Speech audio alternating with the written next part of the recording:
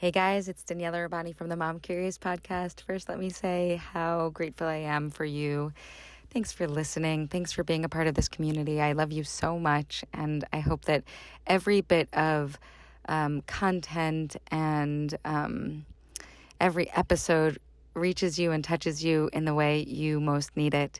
I really appreciate your shares and your, of course, your rating and reviewing, and being in touch with you over Instagram at Daniela Rabbani has been really a joy for me as well. I wanted to give you a heads up because this is kind of a racy episode. We have a literal feminist icon. Her name is Regena Thomashauer, and she's written several best-selling books. The last one was called Pussy. That's right, Pussy. We use that word several times in this episode because it's the name of her book, a New York Times best-selling book that I have read and loved and studied. And it's also a part of our body, and it's worth reclaiming. In fact, the subtitle on her book is A Reclamation, Pussy, A Reclamation.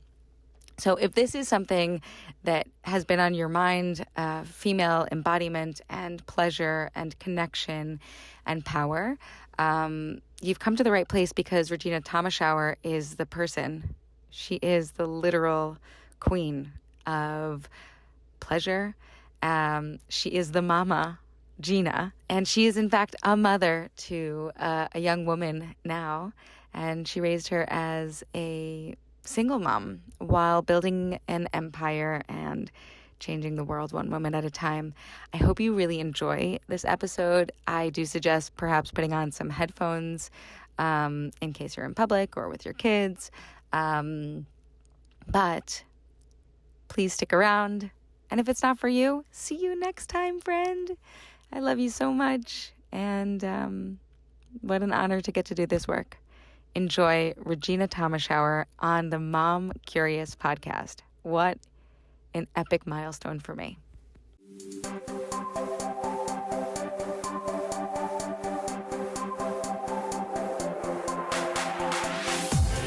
Hi, everyone. Welcome to the Mom Curious podcast. I am joined today by a feminist icon, a legend. I'm an icon. I'm a important legend. person in my life, a mentor, a sister goddess, a woman who has dedicated her entire life to supporting other women in their pleasure, in their power. Who lives around the corner from you in Brooklyn. That's also true. She's also the New York Times bestselling author of Pussy, A Reclamation, which, by the way, my friend Sarah got us together in, I think it was 2018. Maybe 19? No, it was 2018. She got us together. She was like, I read the best fucking book you'll ever read. I put together the best 10, maybe 7 women. We did a mastermind all around this book. Whoa! I know you really well. I just recalled your first husband. Remember when I did that? Yeah. You did. I've been following you for a good long time. That's so good. I just want I'm sure there are people who are listening in who know Regena Thomashauer, also known as Mama Gena, the way I might know Regena Thomashauer from your work. Yeah. I just want to say, guys, she's even fucking cooler in person. She's cooler. She's more intimate. She's more supportive than you could ever imagine. She's here. Hi. Okay, and I have a goal. I have a goal, for your audience. Yeah. Which is mostly moms, right? It's moms or people who are considering being mothers, which maybe there are people who are listening who are like, actually, I don't want to be a mom, but I want to be supportive of mothers. Okay, great. So I want to just shout out to all women who are in creation, whether it's creating a baby, creating a dream or desire and setting it on its feet, creating love itself, creating love, that to stand deeply for your longings, because your desires are that pathway that really chart the course of your life. And if you want that motherfucking baby, you get that motherfucking baby. You do not let anyone stop you, no matter what. If you have that most longed for dream, you stand that thing on its feet, because that is what we are here to do, is live the fullness of our desire. So I'm hoping that our dialogue today really lights the flames inside your audience to stand so powerfully for that which they long for most. I often am sitting across from people in the midst of that standing, learning how to stand. It's a whole other conversation with a woman who's done it.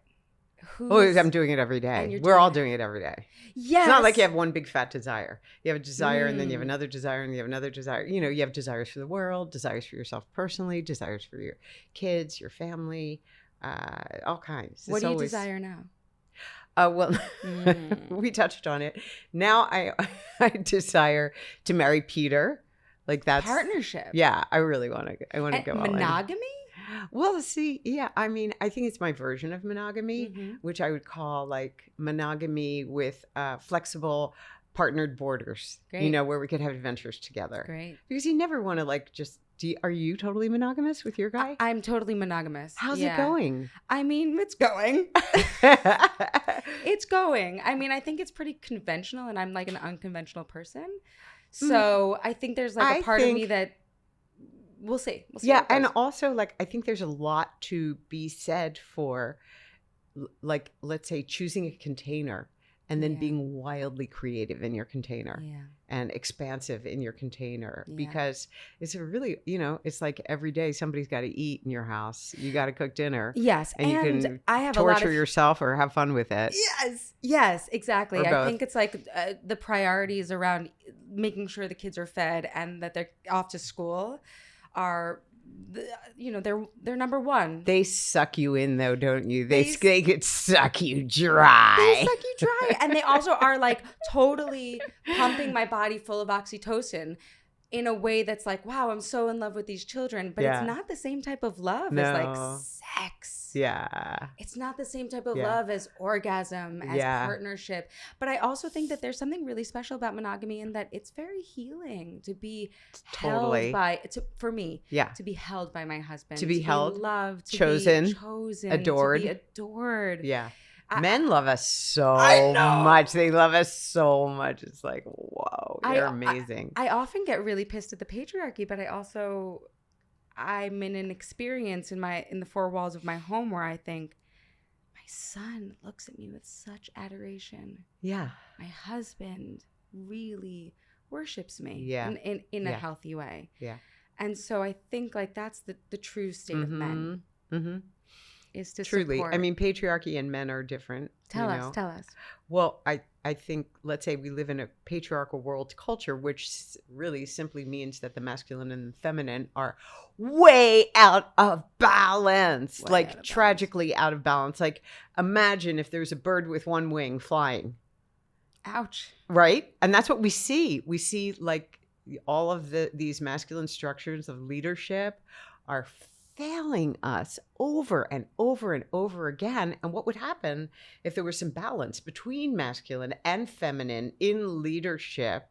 And my whole work has been like looking at that and saying like, it's not, you know, men are not to blame. Like women are equally responsible for the culture. Like we have to make the internal shifts within ourselves to ignite our lights, turn on our power, step into our voice, so that we can shift the balance in the world as women and stand for the truth. I'm so proud of my kid because, like, you know, you always wonder, like, how is it going to be growing up in a pussy palace? Because she did, you know, and she did not like it. And she didn't like it. Oh, my God. You stood your ground because you knew that was the right path for you. Well, as much as you can stand your ground as a single mother working her ass off, trying to raise the kid and feed the kid and change the world. For the kid with a broom up her ass sweeping at the same time while all that's going on, like, and have a social life or a sex life. Yeah, it's complicated, and so I feel you single moms. I just want to say single moms, I love you.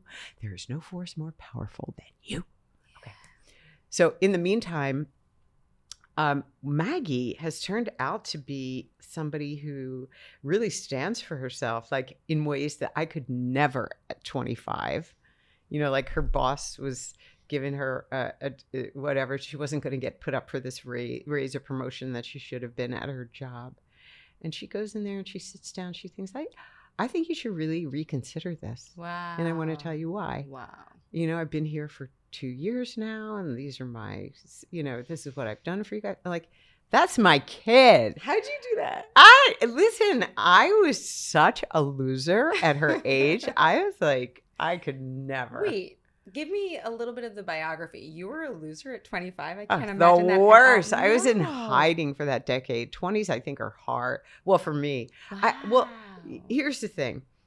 I had a family of origin where there was like, abuse lineage in my family. And, many women have so much worse situations than I had. And at the same time, I didn't know that those things have really impacted me in the long term in terms of my self-confidence or, self-love. Like I had no confidence and no self-love. I can't even imagine that. Oh God.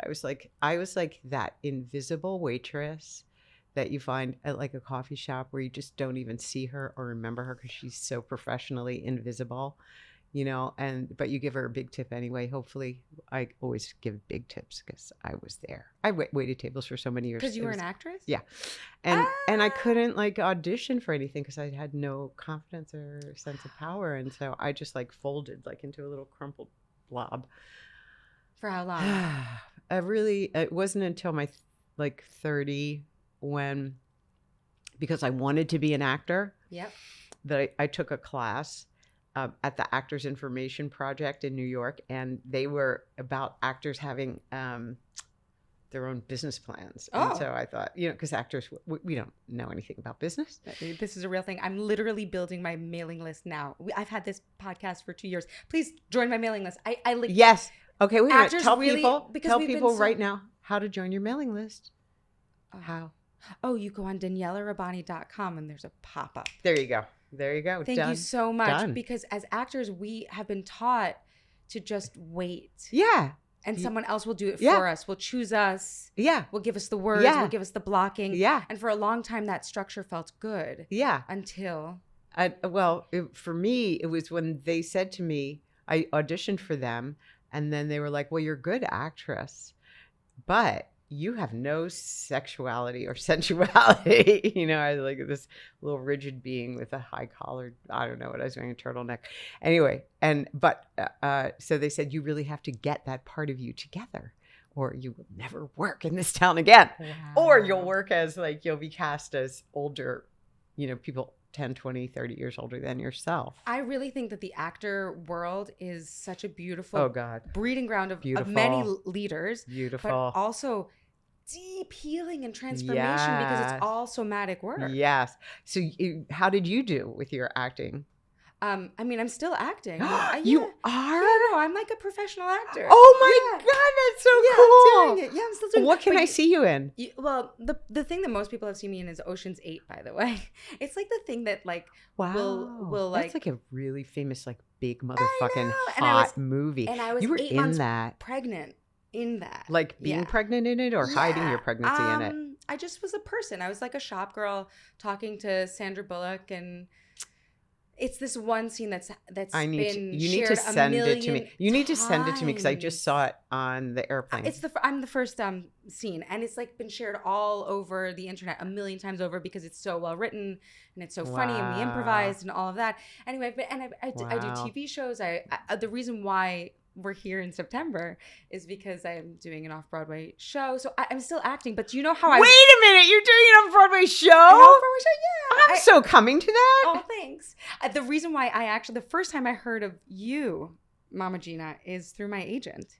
You're kidding. Well, because that is a real thing that you really can't call in the attention of an audience without turning on your sexuality, your sensuality, your embodiment, and an agent who loved me, who loves me, who's still a dear friend, said, "Would you come with me to the School of Womanly Arts?" Oh wow! And did you go to one of my experiences? I was afraid. I didn't go. I looked at it and I was excited about it. Are you kidding me? I know. I know. And here we are. This is so valuable because you can imagine. This was a voiceover agent, by the way. This is cool. That's how important embodiment is. You can hear it on the mic. Yeah, you can. You totally can. You can hear it. You can feel it. Yeah. You can. When we're cut off from the deepest parts of ourselves. Come on, say it, pussy. Yeah, say it. From our pussies. Yes. From our pussies. From our pleasure. From our clits. From all of that. From our orgasm. Yeah. people know. It's not a secret, No, actually. I know. And here's the thing. That's what made me invisible in my 20s, because I was completely cut off from that energy. And so, like you, one of the acting teachers there told me about this class called Basic Sensuality that was taught by a school that was then called Moore University. So, and they're like, you should go to this. It will help you. Is Moore University also not orgasmic meditation? Oh yeah, that's where that lady got her training, and she started her company. Okay. Yeah. So it was like a really powerful seed that's impacted a lot of us, myself included. Wow. So I go to the class. I was a tiny bit braver than you because I went to the class. You actually showed up. But then I ran away at the lunch break, and I went back to my apartment because I was so freaked out to be even in a room talking about sex and sensuality and pleasure, which I knew nothing and I was so scared about. And, but then it was a 2-hour lunch break, and I just sat there and I thought, idiot, your life will never change if you stay in your apartment. And so bravery. I got in a cab and went back to the class. Is that how you met Bruce, by the way? I did. So that is actually how your daughter got here? She did. She was, a product of orgasm. As we all are. See, that's the interesting thing. So we have this friend in common, Emily, who says, she said something about how, when we talk about children, we try not to talk about sex, of course, because there are some nefarious, horrible people out there. But really, if we talk about it in its purest sense, how did they get here? Right. How did we all get here?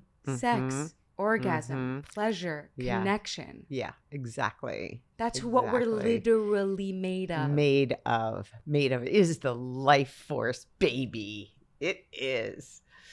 Yeah. So I don't remember what we were talking about, but it was fun. Let's go back in. Yeah, anywhere. Well, we were talking about you. We were talking about Moore University. Yeah. And something that I ask my guests, because we have your bio, right? We know how you're the important work that you do in the world, but because the feminine changes every fucking day, we don't live on a 24-hour schedule. We live monthly, we live seasonally. Yeah. I try to ask every guest, if I remember, who are you today? So we know where you came from, this buttoned up, really smart. If you read any of Regena's books, you'll know she's a philosopher. She's really smart. Thank you. So well spoken. She's so driven. She's so passionate. I'm sure that was always there. Yeah. Repressed. But repressed. Yeah. And who are you today? Let's say I am a product of being loved by Peter Sweeney, which has allowed me to connect to parts of my woman, parts of my girl, parts of my whore, parts of my aliveness that, when I was pure Mama Gena zone, I didn't have those arms to catch me or, because I was too busy to really surrender. And that's what I wanted to do. But now I'm just surrounded. I am awash in this love and this partnership, and we're doing fun things together. Sometimes I'll teach with him, bring him in for different things because he's master at stroking pussy and connecting women to their orgasm. So especially if a woman is a little unplugged in that area or wants to expand in that area, he is a pure genius. How? And he also teaches men how to stroke women's pussies because a lot of men, they don't know. They want to know, but they don't know. Should we drop some information for people? Peter Sweeney, right. Wait a minute. Okay. Yes, because, this is huge. He will get in there and he's so gentle. It's not he's more Clark Kent than Superman. So he's just gentle, understated, attuned, attentive. And yeah, I think probably the way to get to him would be to info@mamagenas.com. And then Priscilla will forward it over to Peter. So info@mamagenas.com. MAMAGENAS.com, and then Priscilla will hit him up. And that's for your men to go to Peter. Teaching men how to stroke pussy. He does like one-on-one sessions. Wow. And then he'll teach women how to relax and experience orgasm, or expand their orgasm, because who doesn't want to have their orgasm expanded? But I'm so lucky. I don't even know what you mean by expand your orgasm. Like longer, thicker, wider. There's only two deeper? ways to expand. Only two ways to duration expand. and intensity. That's all. So, but you might want more duration or more intensity. I don't know.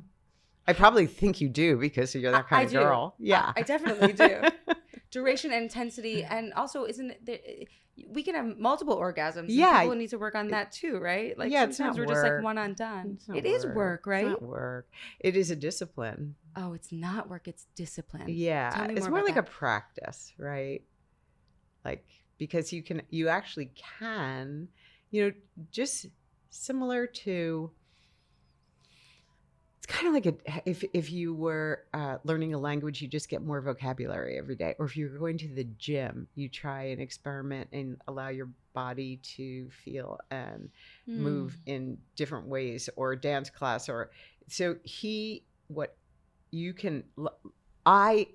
That was the heartbeat of my training. I was certified in a technique called extended massive orgasm. Yes, so I read that book. Extended massive orgasm is so good. I read that book with my husband. I bet your husband used that thing as a study guide in a Bible, and he's practicing all kinds of shit on you. Yes, he is. And also, Women Come First. What was that book? Yeah, She Comes First. She Comes First. And we did some. Was that mostly about pussy sucking, that book? It was mostly about cunnilingus. Yeah. Okay. All right. That's not bad. I mean, it's a good read. I'm not gonna turn that down. We're not gonna turn that down. What's your husband's superpower in bed? Definitely the cunnilingus. Yeah, baby. I'm just like thinking, are my in-laws listening right now? Thank you very much for bringing Dan Serkin into this world. Yeah. Through your love. Yeah, truly. In case they are. Truly. And they'll be proud of him. Because like you actually, as moms, I think it's our obligation to teach our sons, our boys, about how to take care of women. How to pleasure women. It is also their pleasure to take care of women. Oh my God, it's so much so. Like Jasper, who's my roommate, he's 5, and like he does stuff for us, Yeah, to help out. Like he loves to take care of us. He'll be like, Regina, do you want to have lunch with me today? You want to be my lunch date? I'll be like, yeah, Jasper, I'll be your lunch date. How cute is that? Yeah. But he knows that it's up to him to, which is a cool thing. I've had students of mine, like sister goddesses, they'll teach their little boys to make them baths at night, because moms always make little boys baths. But what about allowing him to be the person that turns the faucet on, put the bath oil in, put the music, the candles, and then do that for mom? Like, that's cool. I'm really sitting with how special this is. Because I have a son and a daughter. Yeah. And for me, it really does feel like I have just like the world in my house. It is a world in your house. It is a world, and it's so much responsibility and opportunity, and your kids are so lucky. Your daughter is so lucky. Does she practice in the same way, or she would give you the biggest eye roll. Really? Oh my God! She doesn't do the gratitudes, the brags. Well, okay. I force this on my family when we have our Shabbat dinners, that everybody has to go around, and we'll do different things. Like we'll do a brag and a drag. What's a drag? Oh, the drag. Okay. A drag, like something you're struggling with, and a brag is something that you're celebrating about yourself. Or I was like, a drag. And then we'll do gratitudes. Yeah. So we'll do favorite frames. Yes. But she would never in a million years do anything like that. Really? On her own. At least that's her cover story with me. Maybe she does it with her friends. She's in her 20s though, so like, yeah, if we do rewind back, like this is her unfolding. Yeah, totally. And I'm proud. I'm proud of her, just like giving me the eye roll. It's good. Yeah, it's good. You don't want to be like all about your mother when you're in your 20s. You want to be like about exploring the world. She's all the way in a different continent too. She proud of her. moved to London. I'm proud of her too. I think it's smart because I'm big personality, and and she needed like her own country, and she got it, and she is really happy in the UK. It's a cool place. I studied there for a little bit. Oh, did you? Well, they just have the most magnificent theater there, museums and art and culture. It's you know, because you spend time there now too. Yeah, and I think she just is. There's a little bit more humanness in London. Is there? Than at least her part where she's living, where it's like very small village town feeling. She's in Marylebone. Wow. And so it's just nice. I feel like she's in a really good place. She's the cutest boyfriend. So, and we were in Italy with them for a week, and he is fantastic, fun, funny, smart, ambitious, loves her. What more could you want? Nothing really. I have a question about the name Mama Gena. Yeah. Because I always thought Mama? I know. As this sexy, sexual, sensual, trailblazing woman. Mama? Right. Like Mama is at home. I know. Cooking. Yes. Cleaning. Yeah, you know? with a big apron on and a big pot of spaghetti. But not. Yeah. How did you come up with this name? It Mama was like Gena? a lark. You know, in those early days, and I still do this, like I just love to create different courses. So I just threw shit at the wall. But then once I had Maggie, you know how kids change you. I just had such a great, I had like this, I was like, I am part of a lineage. Yeah. I have ancestresses that made me possible. You know, what am I doing to make the world able to handle who and what a woman is or a girl is? Like, I have to do something, and I have to start with women because we are the leaders. Even if we're not credited with leadership, even if we don't know we're leaders, we are the leaders in shifting culture. So she was about just a couple months old. I was watching TV, turned on HBO or something. There was a movie called Dangerous Beauty. Best movie ever, still, 25 years later. And it was about a courtesan. Right. And this girl was given a choice, go to the convent or become a courtesan, which is a woman who really practices all the arts of the feminine. Charm, beauty, she's educated, she can play instruments, ride horses, like own her own money. Like it's really very different because it was such a repressed time when women were property and courtesans were treated very differently. So she's young, like 15, 16 something, and she sees that she has to get her hair cut off if she goes to the convent. So she's like, okay, I'll be a courtesan. And her mother starts to teach her because her mother was a courtesan.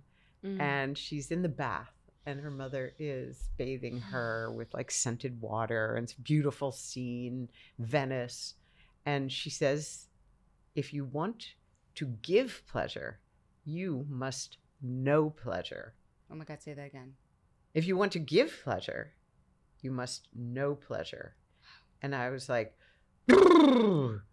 that is the problem.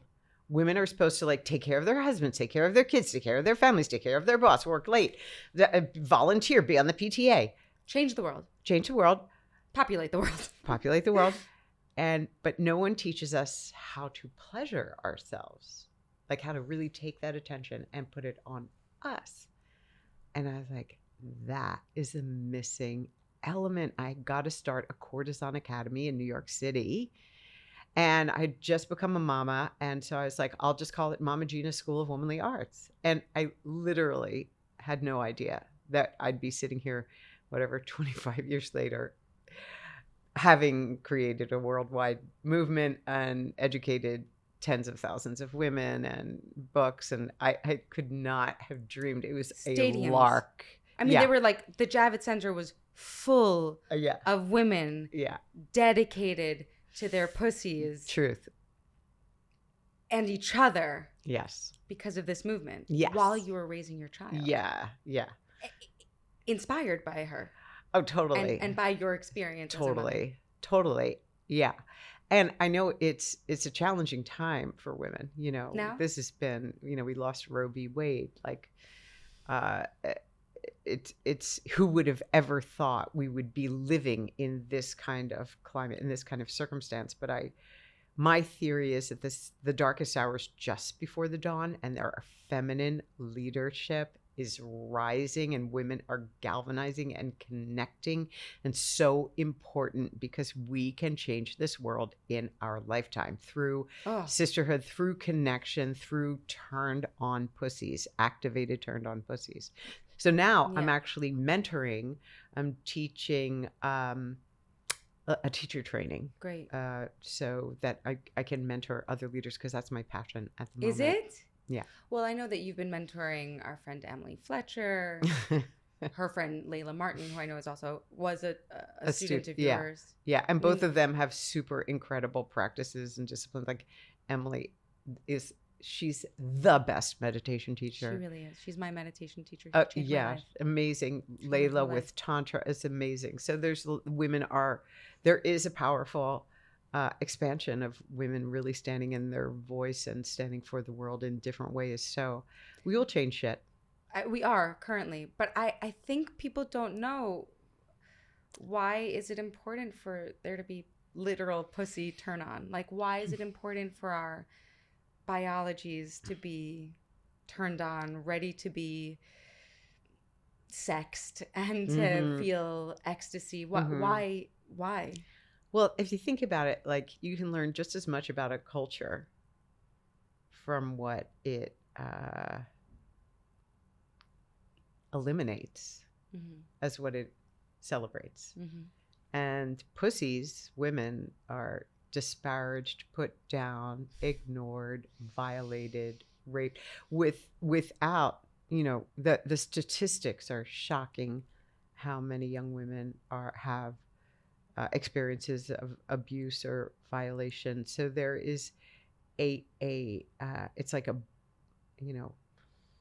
neon sign of what wants redemption, reclamation, attention.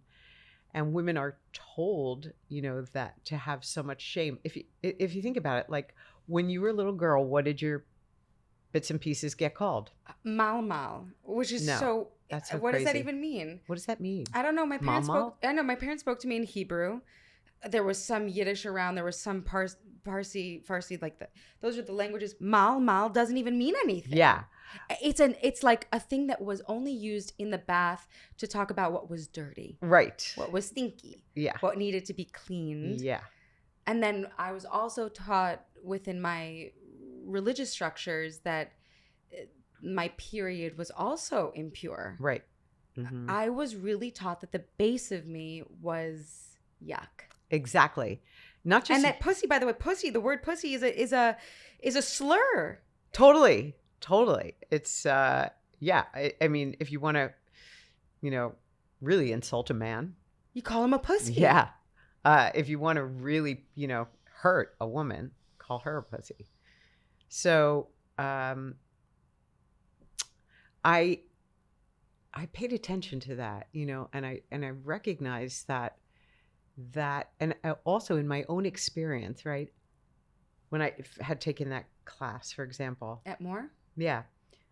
The homework that night was that you had to go create a pleasurable experience for yourself and treat yourself as if you were the most important person in the world. Now, I never did that. I would put out like the good plates for my guests, but for myself, I made it out of a takeout container, Yeah.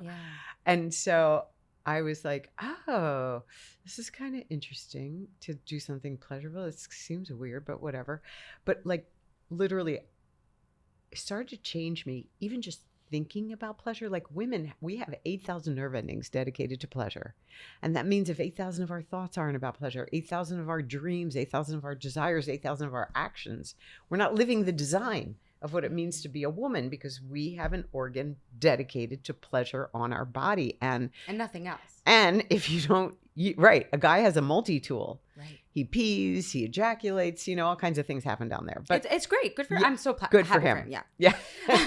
But ours doesn't do anything, just feels pleasure. So if you're not feeling or experiencing or prioritizing pleasure, you are drying yourself out. You are dehydrating. You are in formaldehyde. You are stuck. You lose your enthusiasm, your life force. And so for me, choosing, like, I went to my little deli where I was invisible, bodegas on the corner.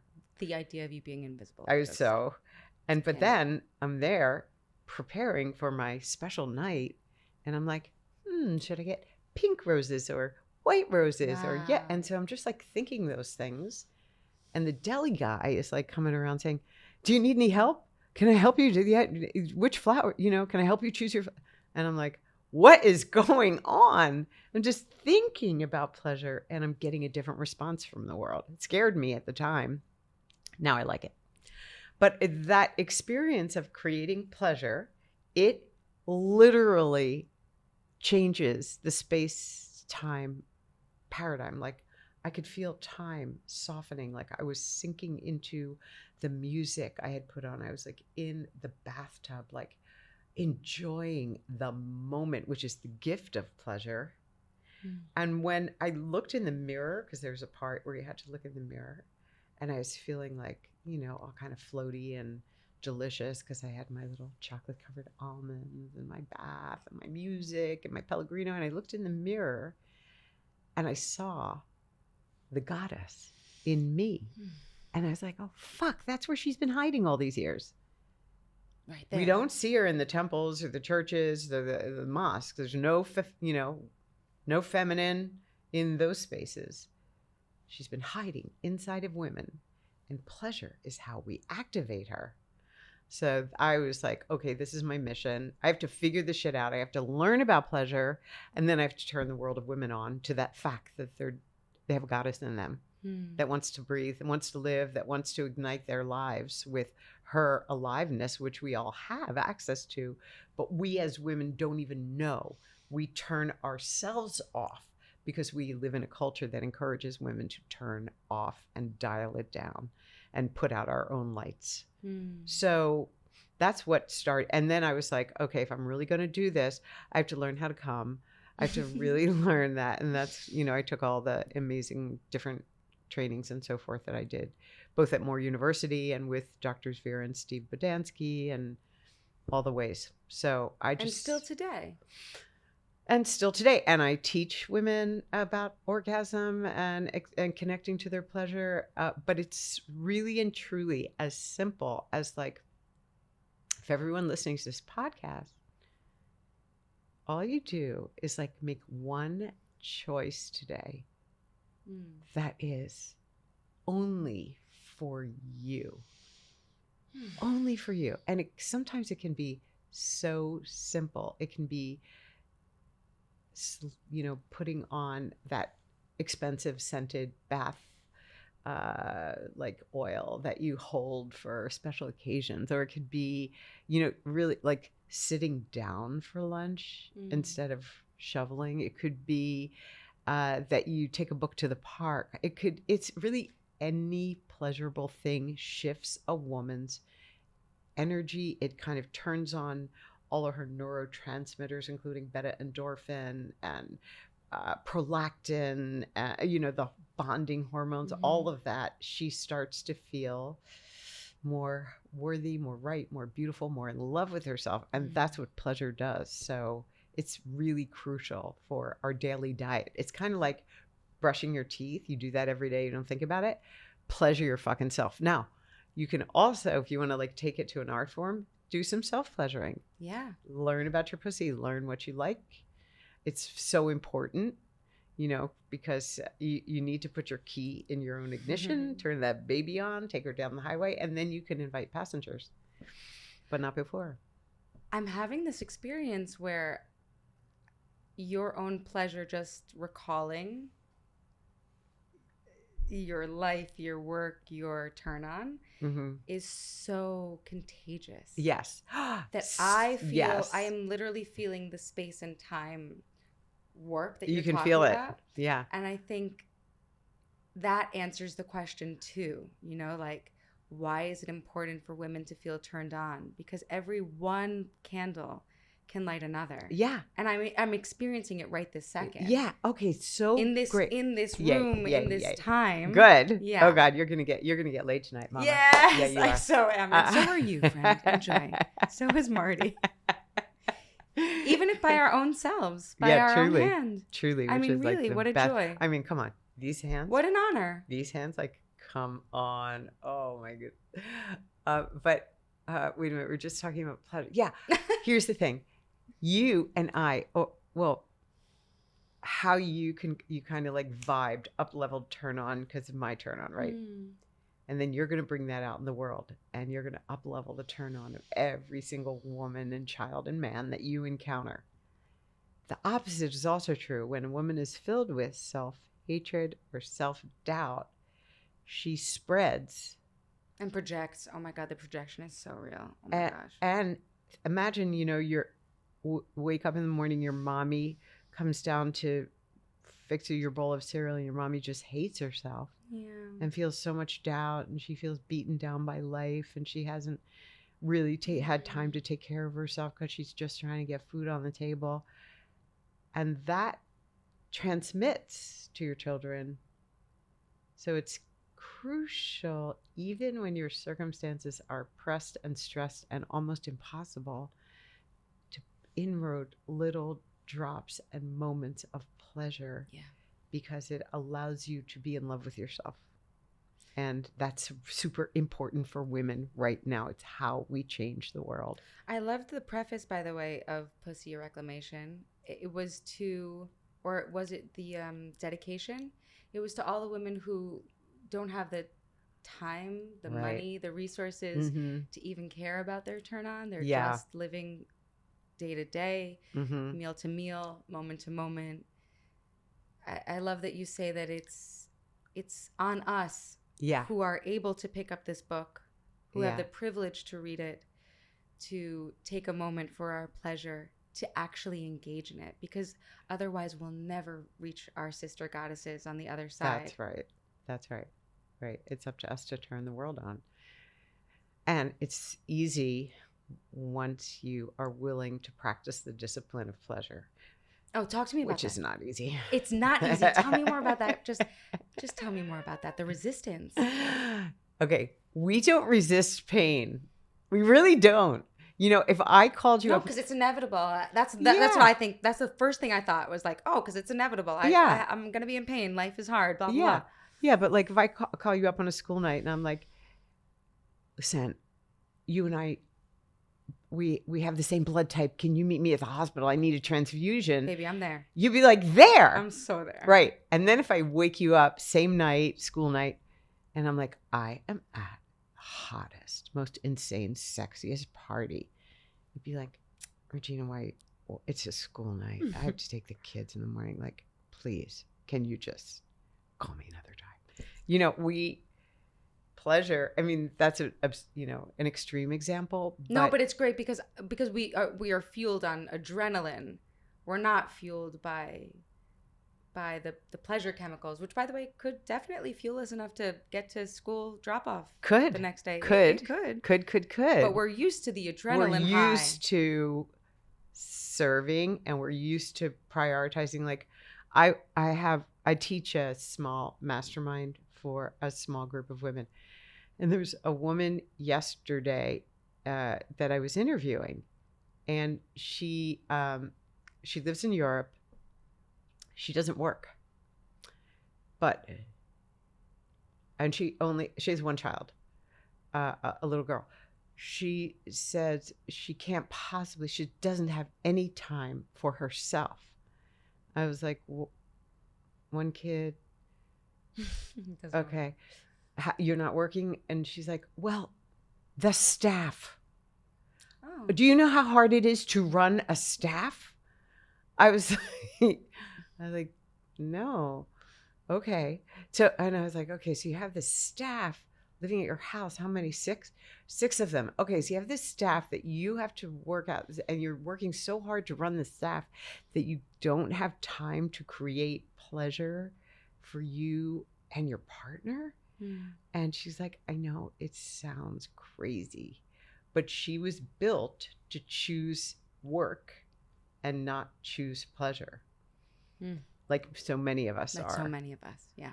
And so I wasn't surprised actually, but I kind of gave her some ideas. I was like, why don't you have the staff light some candles in your bedroom, get a bath for you and your man, and then put 2 glasses of sparkling water or champagne, and put them to good use. Yeah, how can we work this to your advantage? Like, because we get so in the habit of working that we don't realize we're always going to resist pleasure, but we have to do it anyway. I have to say, you built $1 million multi-million company on pussy. Yeah. Company, raised a child, found the second love of your life, or maybe just the one, who knows, but like, because of he's the one. He's the one. Oh, yeah. I love it. Hi, yeah. Peter. Hi. Because you carved out time for pleasure. Yeah, is what I'm understanding. Totally. It actually gave you more time. Actually, when I was in that vortex with you, which is like, since we're not talking about all that juicy, yummy stuff, I'm not quite in there yet. But the time really does warp. It does warp. It's so and now fun. I'm back to the regular, we got to get to the end of this podcast and make sure we get all our points. And I'm sort of, it's sharp and it's important, but it really does warp time. It really does warp. I just experienced it in this last hour. So cool. Yeah. And you're going to do that tonight. And you're going to do that tonight. Like, let's say tonight we all make a pact that there's going to be a moment where we light some candles, get in that bathtub, put that music on, and just like really maybe gently touch ourselves. It's the act of a woman taking pleasure from her own body that alters time and just creates a whole new paradigm. So, and we can do that literally in a second. You can do it even if you're at your office. Oh, like on your leg, like just stick it in your leg or your face. Yeah, I mean, you have access to that. You don't have to wait for some guy or some girl or some party. It's free. That's the other thing that I noticed when I took your course, by the way. You were catering and serving and uplifting and educating women all over the world, all different ages. Yeah. I could tell they were all different socioeconomic backgrounds, mothers, not mothers. What was so cool is, of course, we were paying for the course and we were paying for the inspiration. We were paying for the knowledge, but the access is here. Yeah. It's free. We were built to do this. To enjoy our own selves. Yeah, totally built. And it's fun.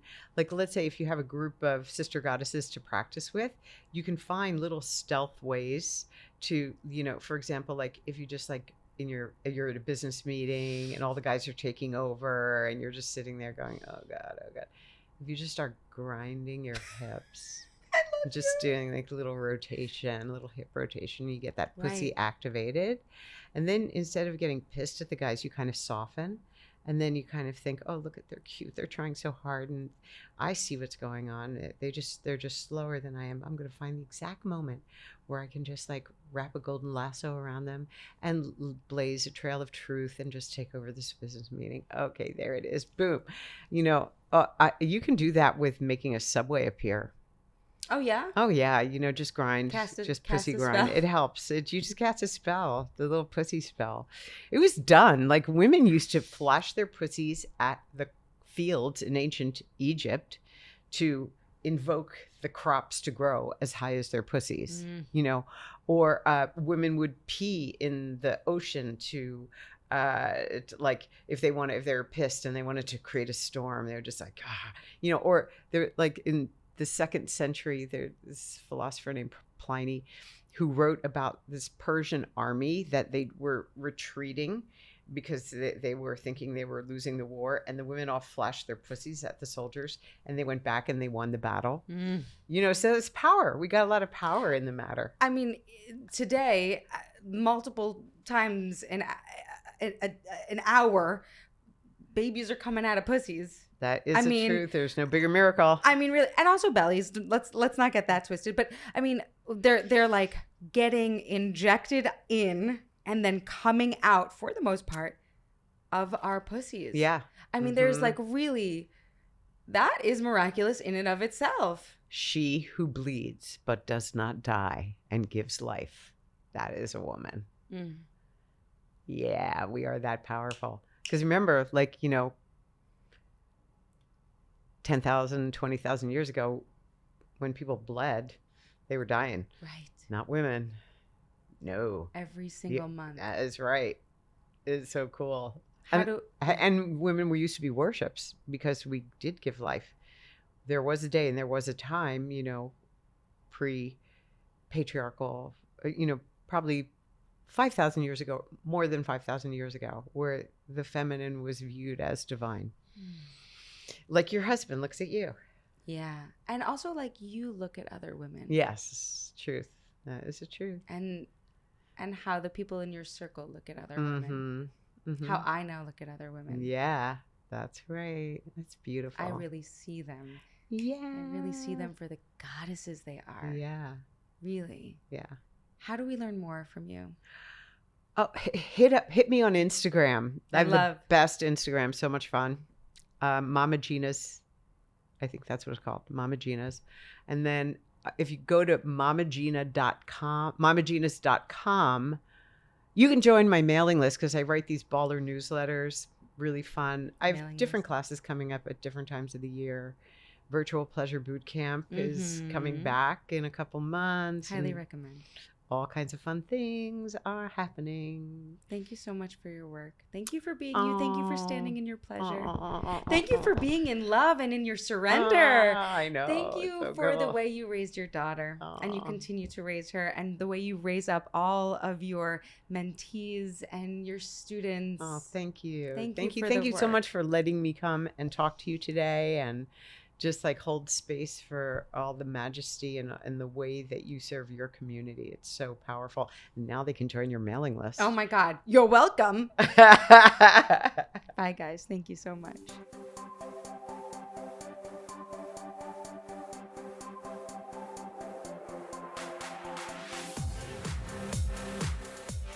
Thank you, as always, for listening to the Mom Curious podcast. My name is Daniela Rabbani.